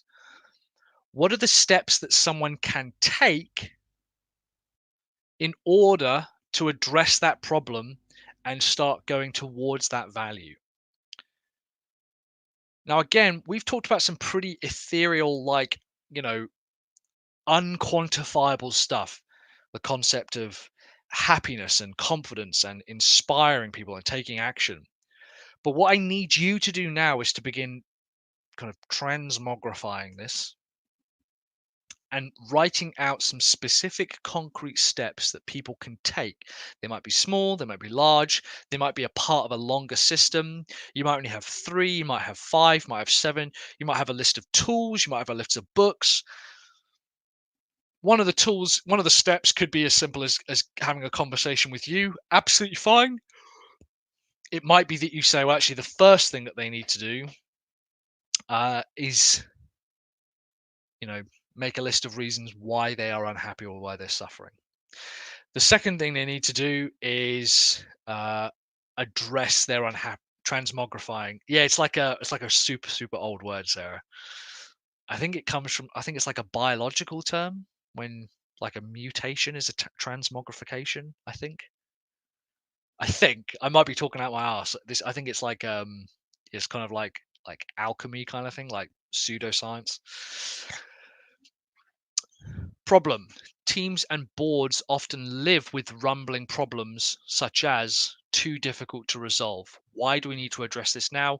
The rug has been pulled out from under us. There's no room for elephants in the room anymore. Like that a lot. Sarah, that's awesome. That's really good. Yep. Yeah. Look, you don't have a choice. The rug's been pulled out from under you. You don't have the luxury of taking your time with it. It's staring you in the face. So I want us to write out some concrete steps, and this is the hard part, right? Concrete steps that people can take to begin living that value, or for you to help people along that journey towards experiencing that value. Thank you very much, Beth. Transform in a surprising or magical manner. Yeah, I think it's like an old, like when I say old school, I mean like Middle Ages, like pseudo-scientific term. Humorous. There we go. Transform in a surprising or magical manner. The cucumbers that were transmogrified into pickles. Yeah. I wonder if it's like if it's not a real word, although no words are real words because all words are made up. Don't know. Here's what we're going to do. So this is what steps can they take, right? And again, some of this stuff you might think, well, this is obvious, isn't it? To you, maybe. Yeah. To me, it's really obvious that I have to take a right turn, a left turn, and then stop to get to my house. To people without an address or directions who have never been here before, they'd have no idea. Interestingly, when we were training our dog, one of the kind of the values, I suppose, is that your dog ultimately wants to please you, right? That's kind of one of the core values. Anyone with a dog will know this. Your dog ultimately does want to please you if you'll give it the chance. And one of the problems is still it will do stuff to piss you off, like jumping on the couch. And I don't want my dog on the couch, partly because she sheds an ungodly amount of hair and I don't want to have to clean that out of the couch, so I want her to stay on the floor. They need to address this now because it's only going to get worse. Okay. And this is a literal value from a colleague of ours, well, from my dog trainer, right? The steps that we can take to her are very obvious and she had to write them down. So it was one of the steps was, what do you understand what you do want the dog to do? The first step was, what do you want the dog to do? Not what don't you want them to do? What do you want them to do? I want it to stop jumping on the couch. Okay, well, what do you want it to do? I want it to lie on the floor. Great. We now know that. That's step one. Okay. And then those steps afterwards. It was incredibly obvious to the dog trainer, and it's incredibly obvious to anyone who knows that. But to me, that was brand new magical information. Commit until you see results if you want to see results. Okay. So you have to commit until you see results if you want to see results. Sounds obvious, But to me, that's a core value. You have to be willing to think, am I going to commit to this for the sake of others, for the sake of myself, until I see results? It's important because the only way that you're going to start seeing results is if you stick to it long enough to start seeing those results come in. Otherwise, you will constantly be jumping from opportunity to opportunity. The problem is that people give up too easily, and instead of changing the means or the method, they change the goal, and that's a real problem. Why do they need to address it now? Because you're never going to make any progress unless you say, I'm going to commit to this until I see results. What's the first step that they can take? Make a list of the results you want, why they're important, how you'll know when you've reached them, and do those results matter to you or anybody else? So that's 4 steps that someone can take. Those are 4 concrete steps that someone can take. And I would take them on a process, and I would say, okay, well, I can show you how to do that. To me, that seems incredibly obvious. Even to you, that might seem obvious, but to other people, that might seem incredibly that's genuinely groundbreaking stuff. Saying that I'm groundbreaking, of course. And then the last part here is, how does it affect their future? How is their future any different, presumably better, if they take those steps? I'm constantly saying sell futures, not features, right? Sell futures, not features. How does it affect their future? What does their average day look like when they wake up? How do they feel in the future? What is their headspace like? What is their mindset like? What are their relationships like? What is their business like? What is their bank balance like? What does their future look like after they've taken those steps?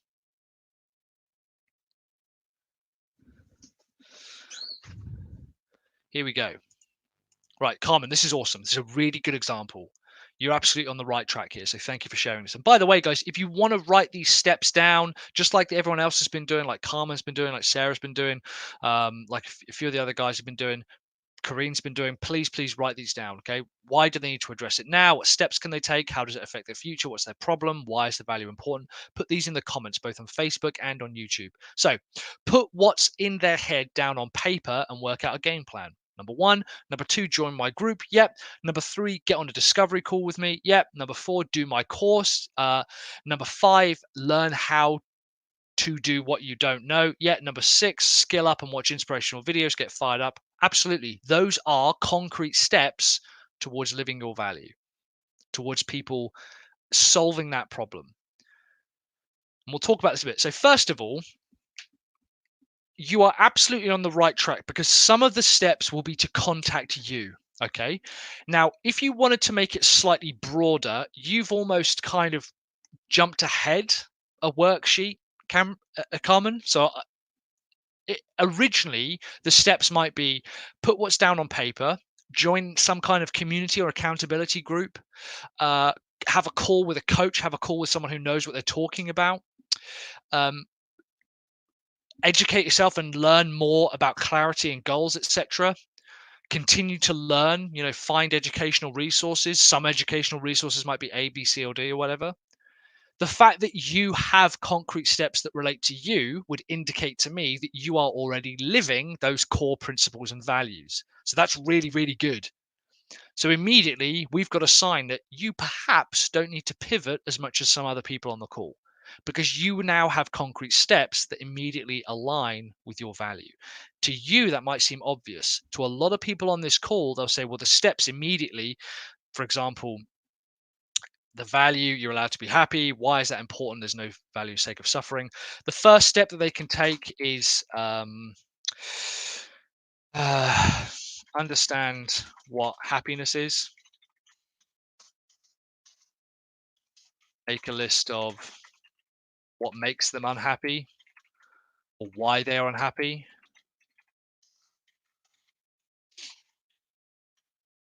Number 3 would be, find a group of people who are suffering same problem. Right, there's a bunch of concrete steps there. I, however, don't have any content or products or guidance or software or anything that helps people with those particular steps. At the moment, the concept of you're allowed to be happy is not a core value that I'm living and pushing out to the world. I hope that makes sense. I hope I've understood kind of your thing of, are you on the right track here? Because I think you are. There we go. Right. And then finally, like I said, how does it affect their future? Up, ready to face the day. Bit of relationships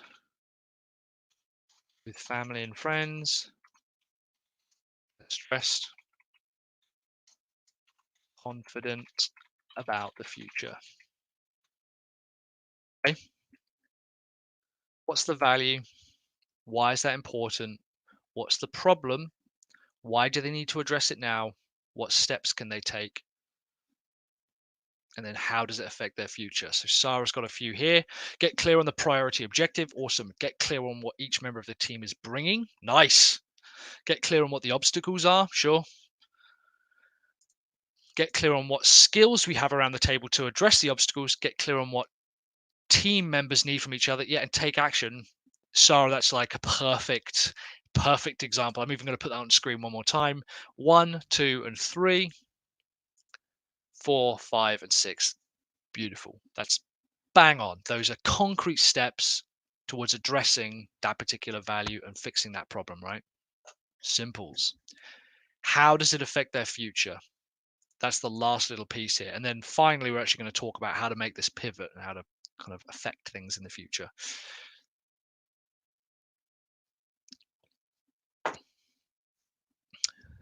Just want to say to anyone who's still here, an hour and a half in, hour and 40 minutes in, epic work. Thank you so much. I hope I haven't been too in your face and overwhelming, because I know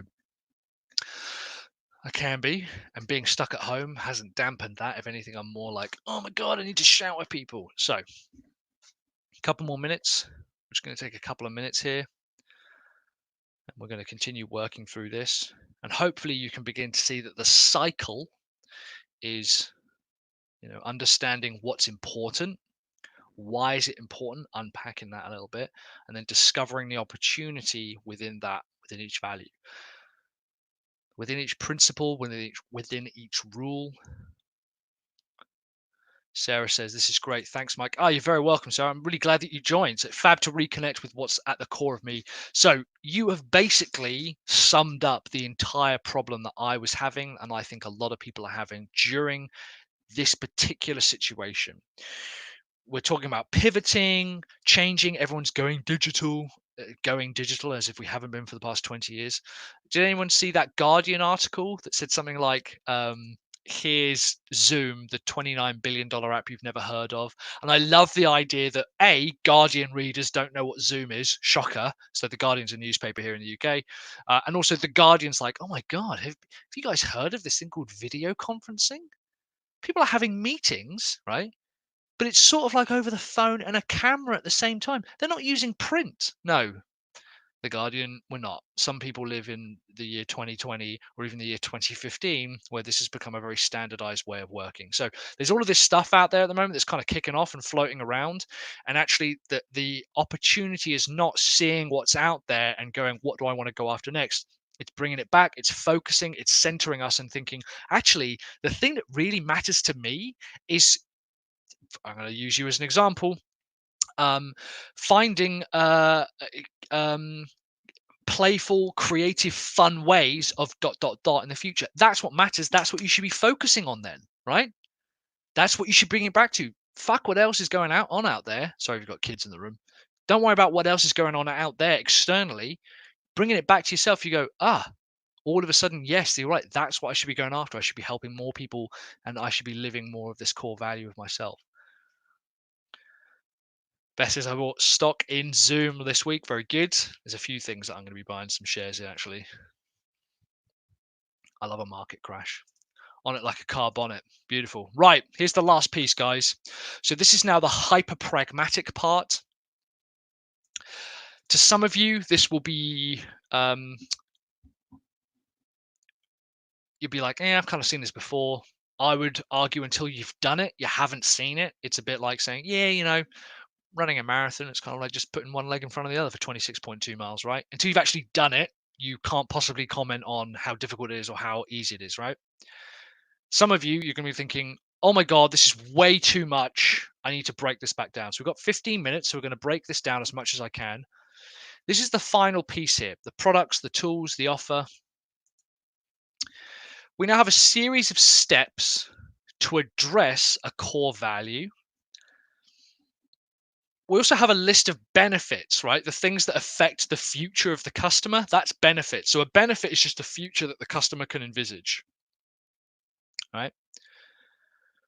We have a list of reasons why someone should buy. We're solving a problem. We're telling them why they need to address it now, which is this part here about why they need to address it now. So that's our scarcity or immediacy piece, right? That's the driving force. People buy better versions of themselves. They don't buy products, right? Sell futures, not features. Here's what I want us to do. And I've got examples right beside me here. I want you to take your list of steps and I want you to order them in some kind of sequential way.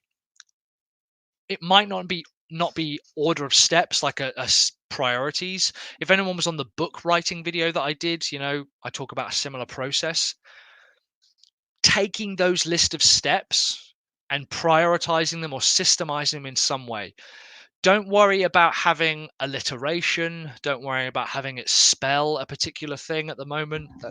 I talk about that, productization and stuff, but don't worry about any of that at the moment.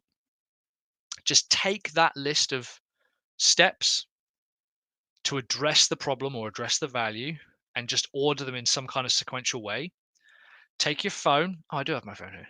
Take your phone, plug in your headphones, and just talk for 20 minutes on each step. Just talk for 20 minutes on ideas, tools, guides, tips, processes for each step. Just talk through your ideas. Now, again, this is a case of, I already know it. Doesn't matter. What's it? So there's a concept, and we'll do this exercise now, right? There's basically a concept called the knowledge fallacy, which is, but just because you use something or you do something every day doesn't mean that you understand it. So here's what I want us to do, right? First of all, think how often you use a toilet. As glamorous as an example it is on this marketing course, think how often you use a toilet, right? A few times a day, probably, right? Now just think to yourself, well, out of 10 or out of 7, 1 being not at all, 7 being more than anything, like an absolute expert, how well could you explain how a toilet works? Just think of a number. Maybe even put it in the comments, right? Out of 7, how well could you explain that it works? Just off the top of your head, right? Maybe write it down. Most people tend to go for a number around 4, 5, sometimes even 6. Okay. They say, well, I'm not a full expert, but 4 or 5, I get it. Go, great. Question number 3, in as much detail as possible, explain to me and write out how a toilet works. And people get to the pen, they write down, they go, you press the lever and you go, remember, as much detail as possible. And they go, the cistern water, and they actually realize all of a sudden they don't know how a toilet works as much as they thought they did. The knowledge fallacy is because you take something for granted, because you believe it, because you use it or do it every single day. The knowledge fallacy is that you know exactly how it works and you could go into great detail about it. And it's killing businesses. It is killing businesses. The reason why is because when we look to this part here, where I say, great, you believe that the first tip, and we'll go up to the top here, is understand what happiness is.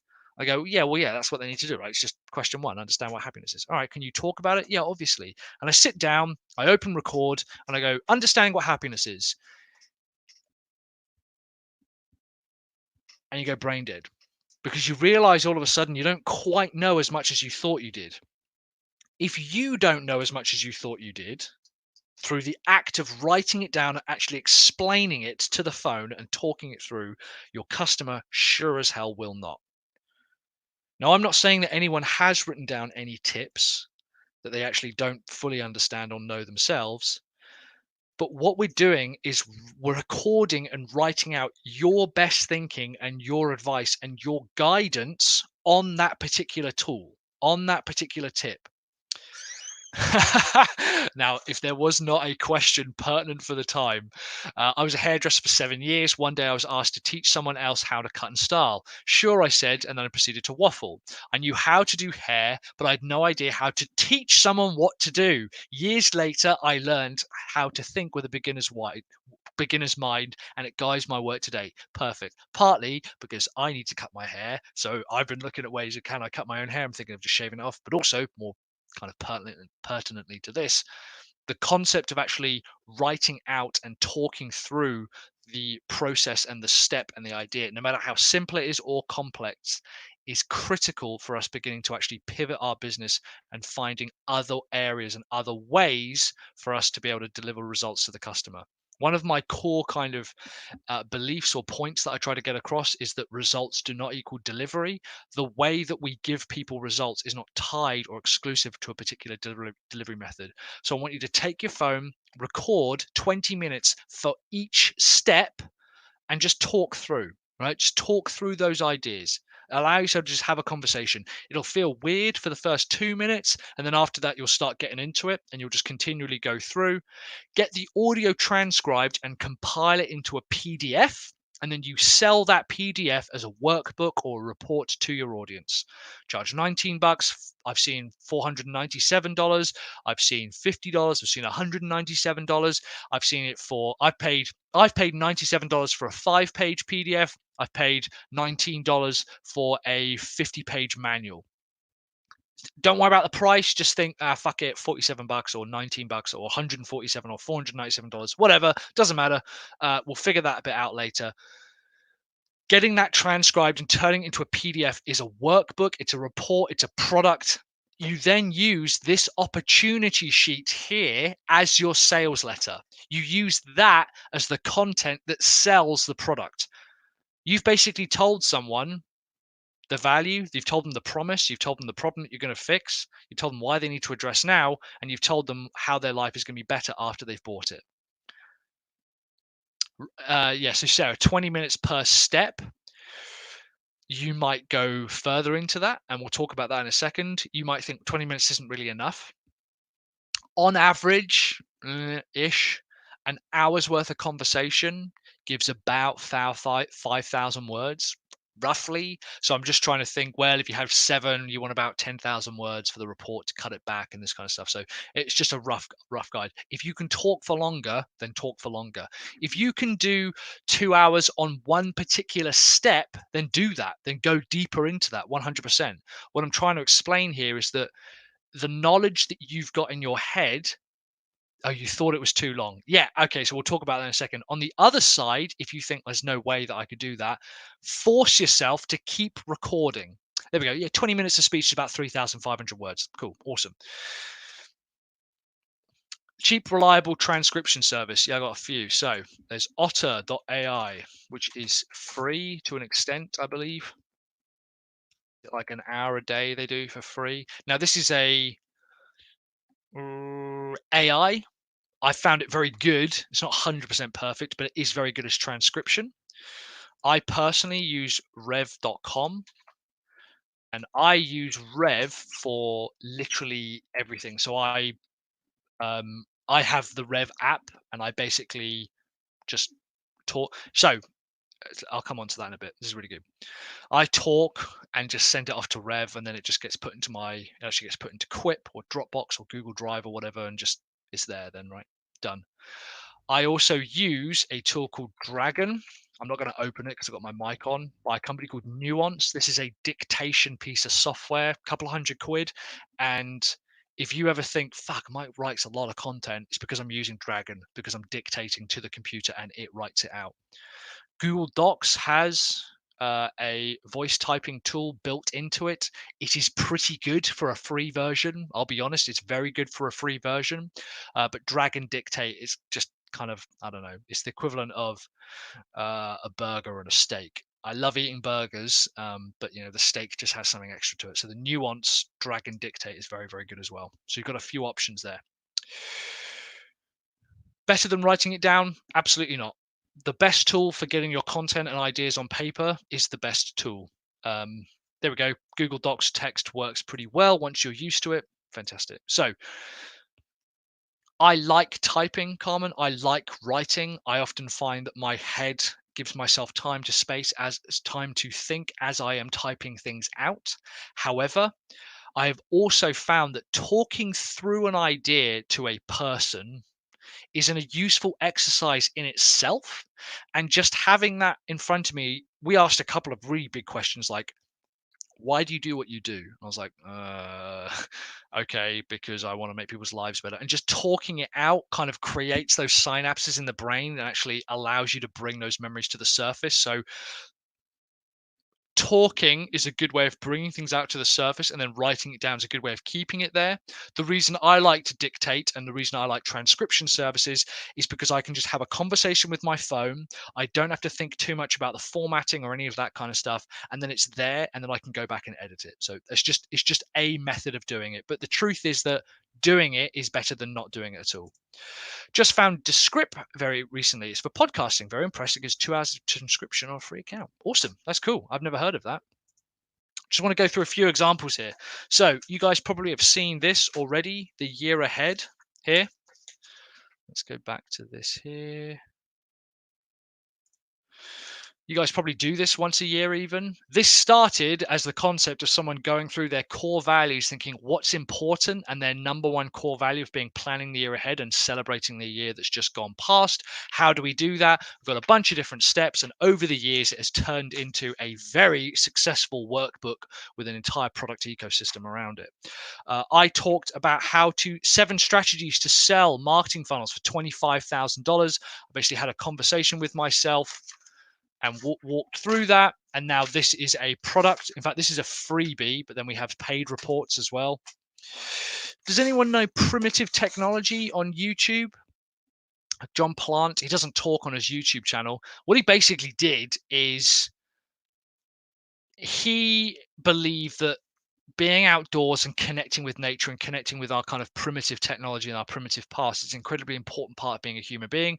So he started doing that kind of stuff on YouTube for free. This is him living one of his core values, right? One of him living his core values. And he then thought, well, if I could do this for free, he's been offered book deals and blah, blah, blah, and so on and so forth. It stems from the same concept. If you see anyone explode, and you think, well, how have they got to that point where they're so scalable and they're everywhere? It's because they're actually more committed to their core values than they are anything else. Another one, last piece here is Modern Meat Kitchen. Miranda Ballard is Ballard, isn't it? Yeah, Miranda Ballard of Muddy Boots. Basically, her core value was eating. If people understand where their meat comes from and how to use meat effectively and efficiently and in an ethical way, we can actually make the world a better place. And I wholeheartedly agree with that. She had a system in place to be able to teach people how to butcher a pig, how to butcher. There she is. What different breeds of cows do to flavor, what different breeds of chicken does, how to use every part of the animal. And she goes through all of this, right? And essentially, that's basically no more than her blog with audio transcription and then some really beautiful pictures and printing. When people really nail down and understand their core values and they understand what it is that they are bringing to the world, it's far easier for us to start creating content and products that allow us to pivot into new markets, because we're then looking at ways for us to be able to say, well, we've got this as a report. Let's expand out on it and create a course. Let's expand out on that and create software. Let's expand out on that and do one-on-one coaching like this.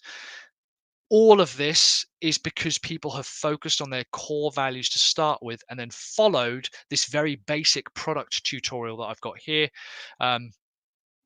You then create a 1-hour slideshow or presentation, just record it with examples, talking through the content, and you include that as bonus content or you upsell it to training. Don't get het up on I know businesses that make 7 figures that just do reports. That all they do is they write a report. They'll just come up with a concept or an idea on how to create your ideal brand for your business. And then that is a £497 report. Nothing else, just the book. People download it, they put it into action. They go, oh, I really like that. You go, thanks very much. Would you like us to come in and talk to your guys? Yeah, good. It's 25 grand. By focusing on our core values, that's actually how we begin to pivot. Guys, thank you so much for being with me for the past couple of hours. I'll begin wrapping it up now. It's really meant a lot to me that people have wanted to kind of follow me along on this journey. Hopefully, if you are a member of the group or you're on the YouTube channel, you've subscribed, you're a member or whatever, you know, I'm going to kind of leave that up to you guys. If people have any more questions, by all means, shoot me an email to michael@sellyourservice.co.uk. It's probably better to put it in the Facebook group because I'm actually going to take a few days off now, just to kind of enjoy some of the time that we've got. You're very, very welcome. Thank you so much, Sarah. Thank you, Emily. In the meantime, guys, I'd love to see what you guys come up with. If you have something you think I've written out my 7 core values, take a photo of it, send it over to me, put it in the group. Here's another idea. Do YouTube and video content on your core values. It's a good place to start. Incredible stuff, Mike. I'm looking to dive in and work at my top 7. Mark, thank you so much. That means a lot to me that you would say something like that. Cannot wait to rewatch. You're very welcome. WP Roadmaps, as of course I would know you was. There we go. Sarah, it's been very useful. You're very, very welcome. It's no worries. Cheers, Stuart. Cheers, guys. Thanks, Kate. You're very welcome. Cheers, all. Thank you very much. I'll speak to you later. And yeah, by all means, go ahead and share this with people if you want to. In the meantime, guys, have courage, commit, take action. I'll see you on the next video. Bye, everyone.